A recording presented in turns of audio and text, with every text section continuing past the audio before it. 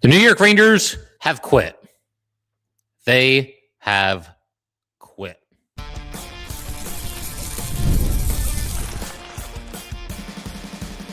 You're Locked on the New York Rangers, your daily podcast on the New York Rangers. Part of the Locked On Podcast Network, your team every day. Welcome back, Blue Shirts fans, to episode number 1465 of the Locked On New York Rangers podcast. I'm your host, John Chick. Just want to thank you guys, as always, for making Locked On New York Rangers your first listen every day. We are free and available on all platforms, including YouTube. And today's episode of Locked On New York Rangers is brought to you by Gametime. Download the Gametime app, create an account, and use code LOCKEDONNHL for $20 off of your first purchase. And we are, of course, part of the Locked On Podcast Network, your team every day. So the latest Ranger embarrassment is complete. They fall behind 4-0 in the first period, and they go on to lose by a final score of 8-4. That final score, by the way, makes this game sound a heck of a lot more competitive than it actually was. But we got a lot to do today in terms of just breaking this one down from every conceivable angle. And I think the worst part right now is that nobody is surprised by anything that we saw in that game last night. But we are going to discuss on the positive side, Gabe Perreault, a big night, 2 goals, 2 very slick finishes in deep, in the crease, actually going to the net. Maybe some of his teammates can take note on that. So we'll get to that, the one positive to come out of this game. I'm also going to explain why I believe Vincent Trocheck should have been benched for the entire third period. And there might be some people that have some things to say about that. That's fine. But I will explain my reasoning in due time in today's episode. But we begin with another horrendous, lackluster, lethargic, uncaring start to a hockey game by the New York Rangers. That's kind of been their MO. And for a while this season, whether it was Igor, quick every now and then too, the goaltending was covering up this issue. How many times have we said this? How many times have we seen games where the Rangers are getting outshot, again, 13-2 or 12-1, whatever it might be, 10, 15 minutes into the game. It seems like it happens on a never-ending basis. It feels like the puck is always in the Rangers zone. And on the few instances where the Rangers actually do, get up the ice and get into the attacking zone, it's one and done, or honestly 0 and done. Sometimes, they just give the puck away at the blue line. It goes the other way. They're just a mess right now. They can't do anything right.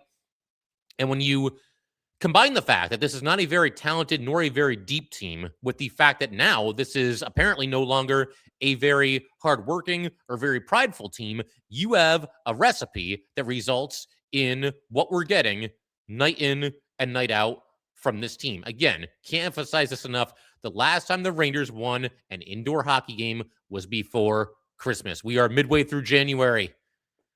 Anyway, let's go ahead and break down this atrocious first period by the Rangers, one that saw them down 4-0 heading into the locker room for the first intermission, and one in which they were so bad that we had fire jury chants 5 minutes into the game and loud booing, 5 or 6 minutes into the game. It wasn't too long after that. But to begin with here, the game essentially begins with the Rangers shorthanded. About a minute and a half into the action here, Vincent Trocheck with a terrible penalty. Like I said, we'll be discussing Trocheck a little bit later in this episode and saying that basically he should have been benched in the third period. So we'll wait to elaborate on that play until a little bit later. But there was just no reason for it. That's all I'll say for right now. Then you've got the penalty kill on the ice for the Rangers. It's Mika, Radish, Robertson, and Soucy. What Robertson is doing out there on the PK, I mean, is that really your best option? I mean, I don't know. I don't know. But anyway, you got Brady Tkachuk. He basically just walks to the front of the net. Quick has to make a save right there on the doorstep because Brady was basically allowed to just do whatever he wanted. And again, just walk right into the goal crease with little to no resistance. Then you've got Tkachuk passing to Cousins. Cousins can't convert. Then Stützle to Tkachuk. Quick makes another save. And then Batherson is there to bury the rebound. 1-0 Ottawa. Barely 2 minutes into this game. 2 straight scoring chances here where the Rangers just completely ignored the slot. Honestly, I mean, to kind of expand that, you could say 3 consecutive scoring chances where the Rangers allowed somebody to do whatever they wanted in front of the net because they allowed Brady Tkachuk to walk right into the crease, and then 2 golden scoring chances from the slot area as well. And of course, they score on the second of those 2 shots from the slot. So obviously not good. I guess they just didn't feel like playing defense. It is what it is. Then, a couple of minutes after this, JT Miller tries to clear the zone by, lifting it into the air. And there's a time and a place for that, but I just didn't really see why he went to that move here. It just didn't really seem necessary. Didn't think he was really under that much pressure. And I mean, work the puck up the boards, maybe even try to skate it out if you're really feeling wild and crazy, right? But you've got Brady Tkachuk knocking the puck down at the blue line. A couple of shots later, a couple of opportunities later, Jensen scores, and it is now 2-0, less than 5 minutes into the game. This shot looked to deflect off of Braden Schneider and into the net. And the Senators at this way, not only are they up 2-0, like 4 minutes into the game, and I know there's a power play too, so that's part of this stat that I'm about to reveal here. But at this point in the game, they are out shooting the Rangers 8-1 because of course they are. This is how the Rangers start literally every game. And as we mentioned in a recent episode, all it took for the Rangers to suffer some really terrible, embarrassing losses where the opposition just scores and scores and scores. All that it has really taken for that to happen now twice in the last 3 games is for the Ranger goalie to not be Superman. Obviously, Igor's not available right now, and Jonathan Quick, I mean, he'll be the first one to tell you he wasn't at his best in this game, but anything less than the absolute best, absolute gymnastics routines, standing on your head by the goalie, by the Ranger goalie, whoever it might be, and this is what you're going to get. You're going to get the team just being completely overwhelmed and giving up goals left and right because they were playing defense early in the season. I don't know what they're doing now. They're not doing anything that even resembles that. As I mentioned, fire jury chants 5 minutes into the game. These are just going to get louder and louder and louder the worse that this thing gets and the more games that the Rangers lose. And man, what a miserable start for this line with JT Miller and Vincent Trocheck. I mean, you've got the guy that a lot of Ranger fans wanted to be the captain, Vincent Trocheck, taking a terrible penalty on his first shift of the game. He had another terrible penalty later, and like I said, we'll discuss that later in the episode. So great start for Trocheck, and then great start for JT Miller, the actual captain, trying to lift the puck out of the zone and obviously failing to do so. And just a bad start to the game. You know, they went to the to John Giannone between the benches there. He's always kind of camped out there during these games, and he mentioned during his report that Sullivan was talking about wanting an unwavering level of enthusiasm for the Rangers. And Giannone mentioned that there was none of that on the bench at that point in the game. Now, keep in mind, yeah, it's a terrible start, but it's only 2-0 at this point, and it's still very early. So in theory, not so much in practice, but in theory, the Rangers could come back in this game and, obviously make it a game and potentially even win it. But per Giannone, it was just a lot of faraway stares. And that's what really stood out in this game. You know, you look at the Ranger players, it's like, they're physically there, but their minds are somewhere else. It's bad. It's bad. Then it goes to 3-0. Panarin tried to force a pass to Gavrikov. Gavrikov had his shot blocked.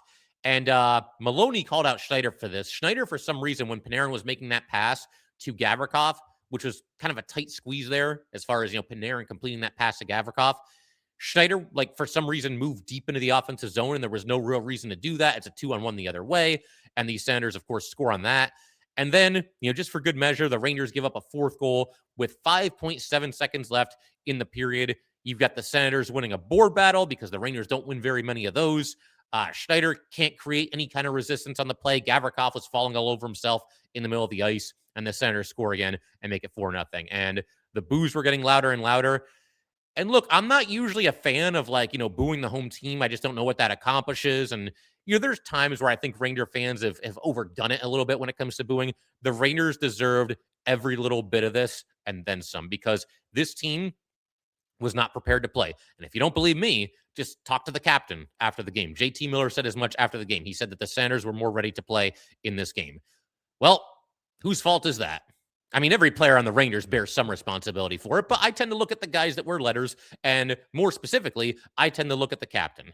Shouldn't you have these guys ready to play? Shouldn't there be something being said in that locker room to inspire some fight, some guts? I realize this is not the most talented team ever. I realize the roster construction is bordering on just atrocious coming into the season. You've got a bunch of, guys that are AHL level players, and, it's hard to win a whole lot of games when you've got a whole bunch of those guys in your lineup. Oh my God, show some fight. I mean, at least early in the season, they were showing some fight. They were showing some effort. They were showing some commitment to playing some defense. Where did all that go? It's gone.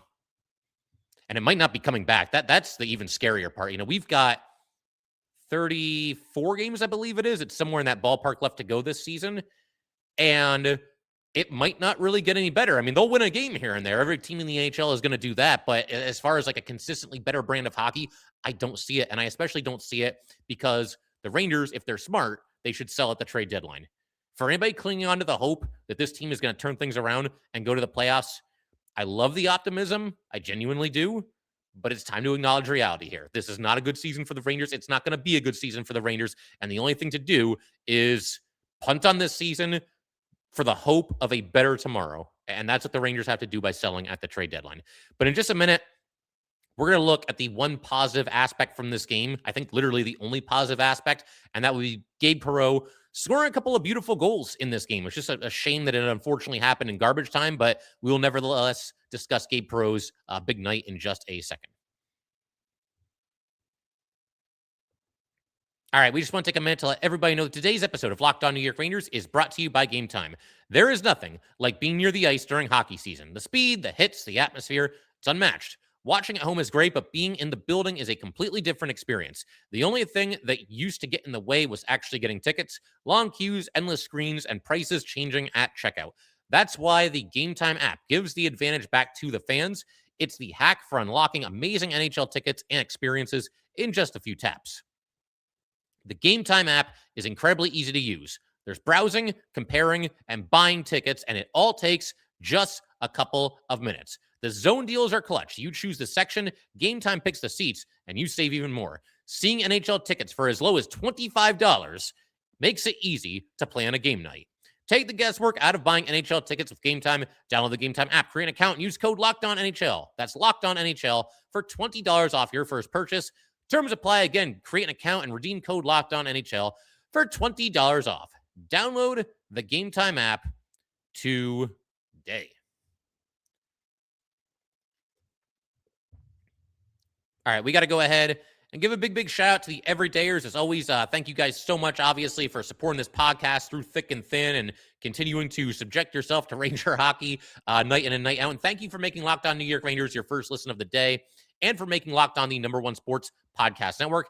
If you haven't already, go check out our new Everydayer Club. There is access to an ad-free audio feed for Locked On New York Rangers compatible with Apple Podcasts, Spotify, and every other major podcast app. There's also an invite to the members-only Locked On Everydayer Club Discord server, which includes a group chat just for listeners of this show. Go to Locked On New York Rangers or tap the link in the show notes to learn more. And for the everydayers, again, thank you guys for gutting it out this season, second season in a row where there's not a whole lot to get excited about. But for the everydayers, we will be breaking down whatever happens between the Rangers and Flyers on Saturday. That is the beginning of a 4-game road trip for the Rangers. The puck drops at 1 p.m. on Saturday. And then after that, we're going to have 3 straight away games that all start at 10 p.m. So on top of watching this particular brand of hockey that the Rangers are playing, we now also have to stay up late to do so. So that's just fantastic. Anyway, let's turn to the one positive thing from this game, and that would be Gabe Perreault scoring a couple of goals. I tweeted this out during the game. It's an exaggeration, but it's not much of one. Give Gabe Perreault 25 minutes in the next game. He should get 20 minutes. He should get 20 minutes. The bottom line, whether it's Gabe Perreault or anybody else right now, you have to send a message here, if you're Mike Sullivan and this Ranger coaching staff, to these players that, you know what?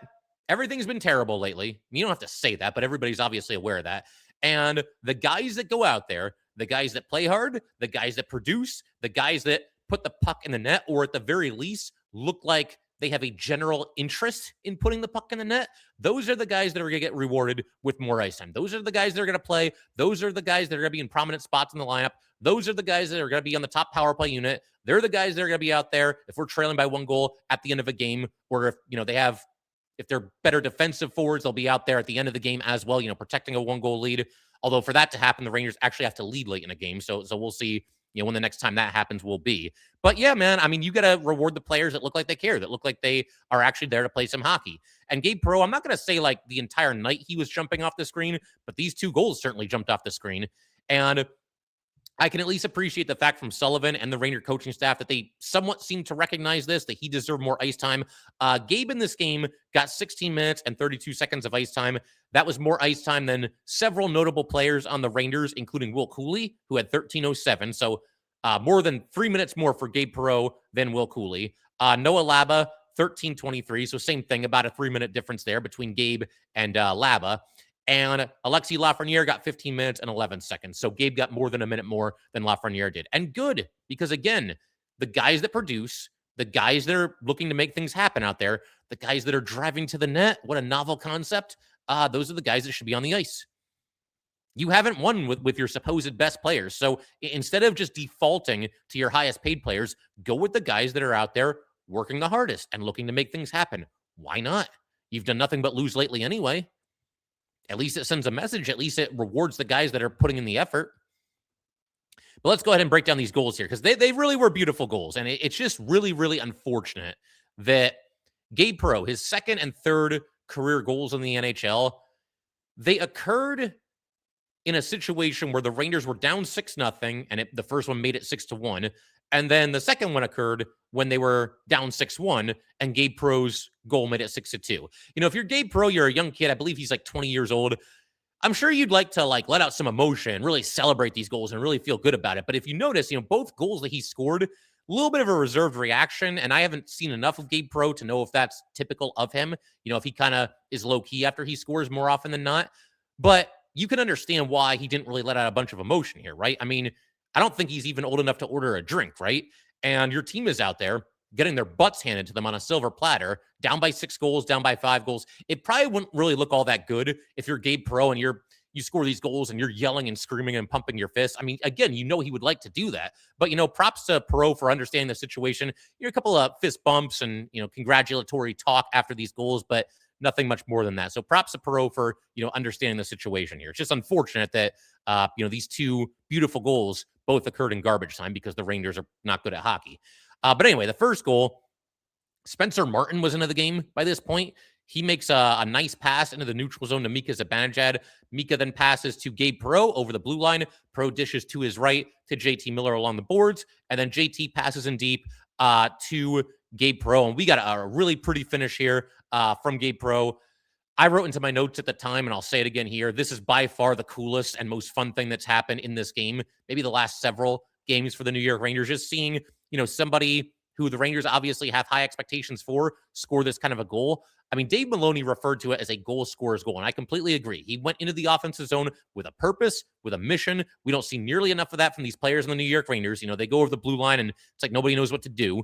They kind of just camp out near the boards and do their perimeter passing, and it never works. But Gabe Perreault, he got it to Miller, and he went right for the net. He was looking for the pass. He got it, and he made a couple of moves on the doorstep to finish it.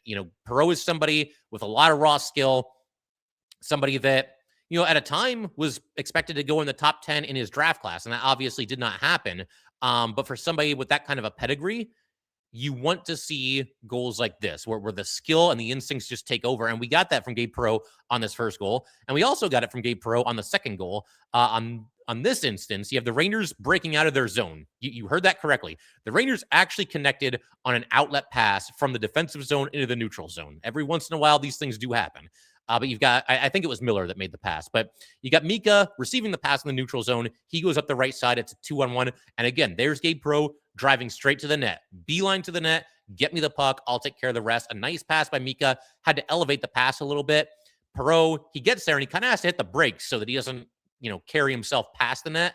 And then he, moves to the right a little bit, pulls the puck to his backhand and tucks it home right around the goalie. So again, another beautiful goal here. And you love to see things like this. And I don't know about you guys, as far as the rest of the season is concerned, the player that I am probably, I would say by far most looking forward to watching is Gabe Perreault, because you want to see more of this. You hope that you see more of this. There's obviously a lot riding on this player moving forward for the Rangers as they hopefully enter something of a rebuild here. He's the kind of guy that you hope to build around. You got to get it right on a couple of these first round draft picks.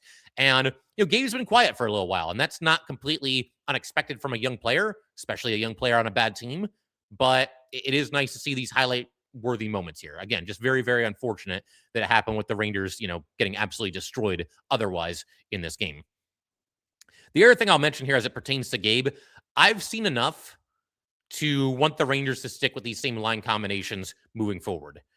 Sullivan had seen enough 5 minutes into this game. He juggled the lines. He mixed everything up a little bit. And this is what we got as a result of that.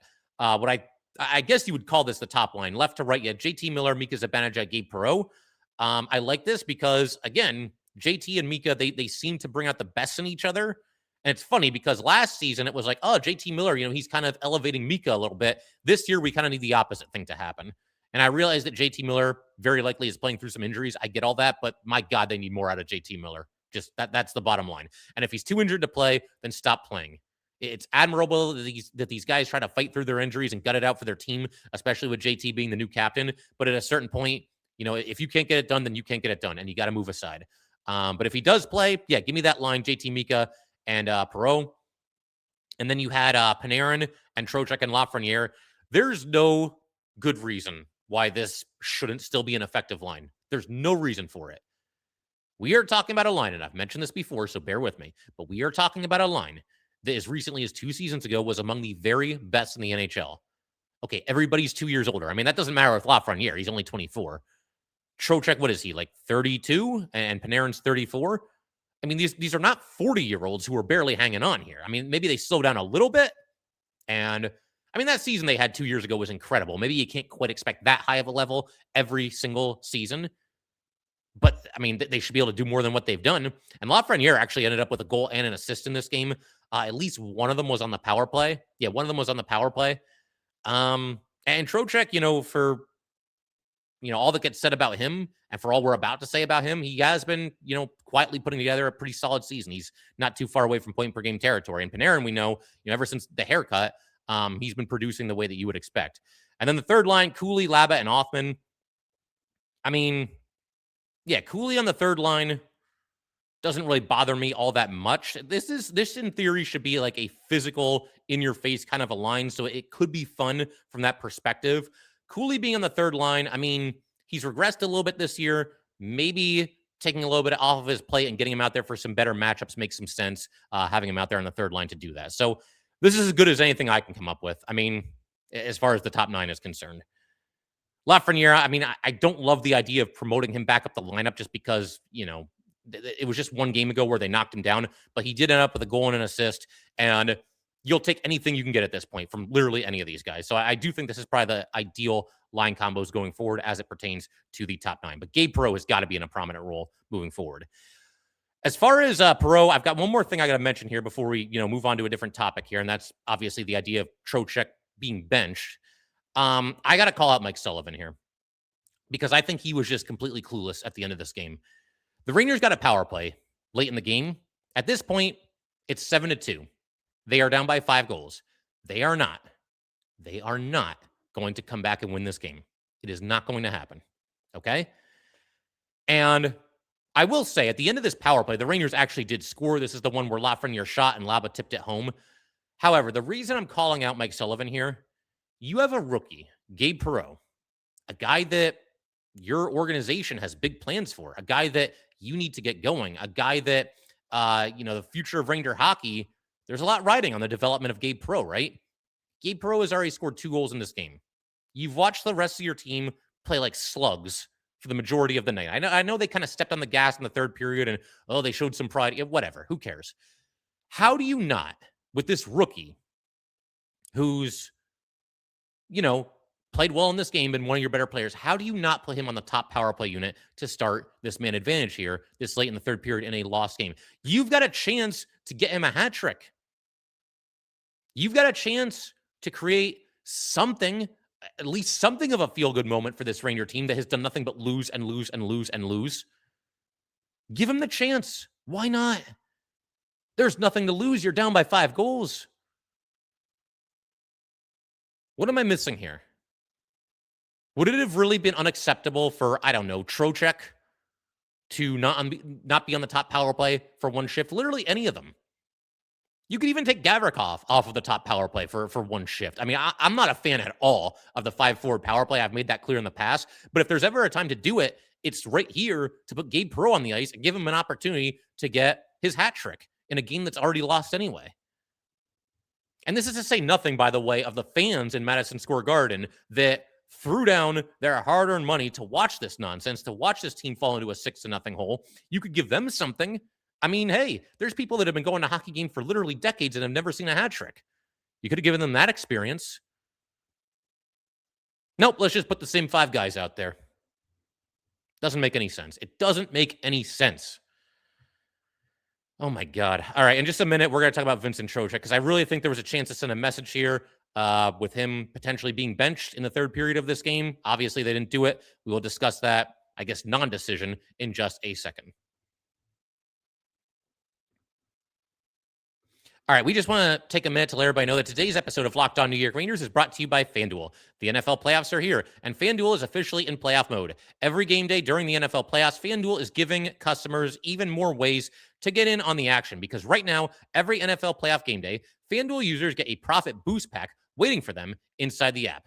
Each game day, you will see a pack loaded with multiple profit boosts you can apply to the bets you like most. Open your profit boost pack first thing on game day and see what boosts you want to apply. Every play feels bigger, and the boosts make your bets feel that way too. You make your picks, then apply your profit boosts to go after even bigger payouts while the playoffs get rolling. So visit FanDuel, an official sportsbook partner of the NFL, and grab your profit boost pack every NFL game day.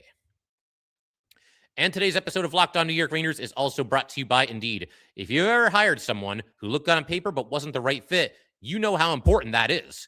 When you want candidates who truly match what you're looking for, trust Indeed's sponsored jobs. Hiring, Indeed is all you need. Stop struggling to get your job post seen on other sites. Indeed's sponsored jobs put your job post at the top of the page to help you reach the right candidates faster. If you needed to hire someone for this show or whatever it might be, whatever experience it might be in the real world out there, then you need somebody that's the right fit and not just somebody who has a resume that says that they have experience. Sponsored jobs boost your post to the people who are the best match for your role, and that makes a real difference. According to Indeed data, sponsored jobs posted directly on Indeed are 90% more likely to report a hire than non-sponsored jobs. Spend more time interviewing candidates who check all your boxes with less stress, less time, and more results using Indeed sponsored jobs. Listeners of this show will get a $75 sponsored job credit to help give your job the premium placement it deserves at Indeed.com/lockedon. Just go to Indeed.com/lockedon right now and support the show by saying you heard about Indeed on this podcast. Terms and conditions apply. Hiring, do it the right way with Indeed.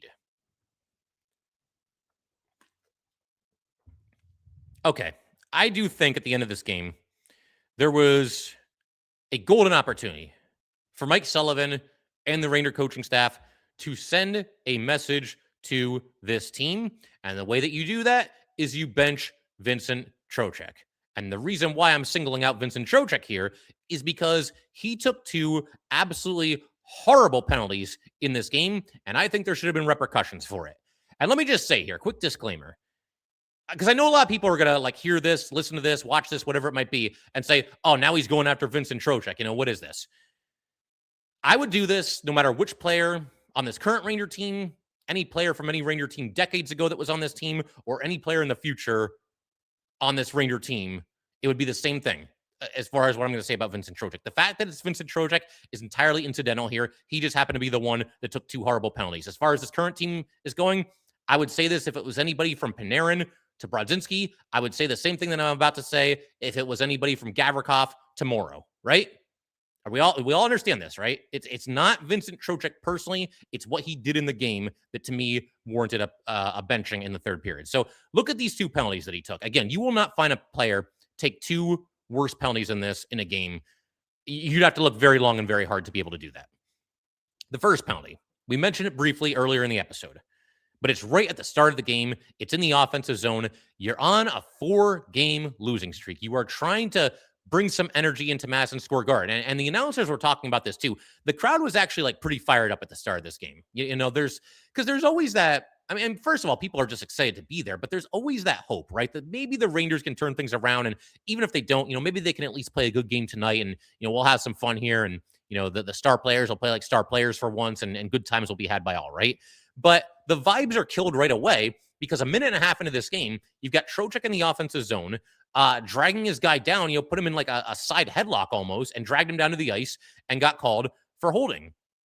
And this led to a power play goal by the Senators. And I'm not going to say this lost the game for the Rangers, but it certainly got them off to a rough start.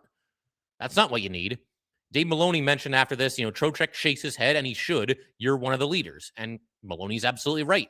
I know opinions kind of divided on Maloney and how he's done as one of the Ranger broadcasters this season, but I mean, he does tell it like it is, and he will call out this team more than a lot of other people that, work directly for the New York Rangers. So that was the first penalty. And the second one was even worse.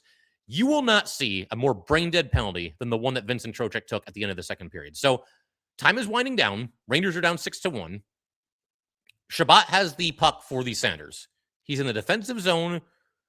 The time is winding out. Nobody's really doing anything. The Senators look perfectly content to go into the locker room with their 5-goal lead intact here. They're not going to, cheat for an opportunity at the end of the period and turn the puck over or anything like that.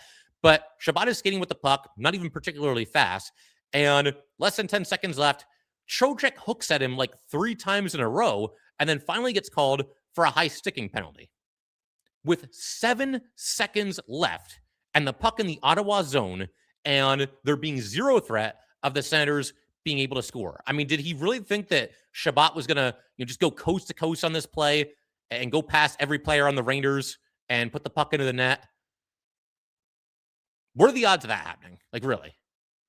So just a completely unnecessary penalty. And then Trocheck is yelling at the referee.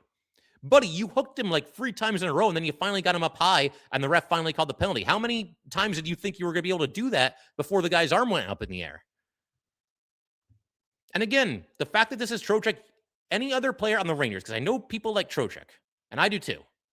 One of my favorite free agent signings that they've ever made for all the years that I've been a fan of this team. Everything I just said about Vincent Trocheck, again, you can copy and paste it. I would have said the exact same thing no matter which player on the Rangers did what he did in this game. Anybody that did that and took those unnecessarily undisciplined penalties should have been benched for the rest of the game. But of course, the Rangers didn't do that because Mike Sullivan, he doesn't bench people or scratch people unless they're late for a meeting because they got stuck in traffic due to a snowstorm. That's the one thing that'll get you in Mike Sullivan's doghouse. But apparently, terrible penalties like this don't count. And on top of everything I just said, Gabe Perreault just scored his first goal. So you can at least go into the locker room on a little bit of a positive. I mean, I understand. You're still down 6-1. You're still getting destroyed in your barn for the millionth time this season, it feels like. And it's not like the Rangers were going to come back and win this game.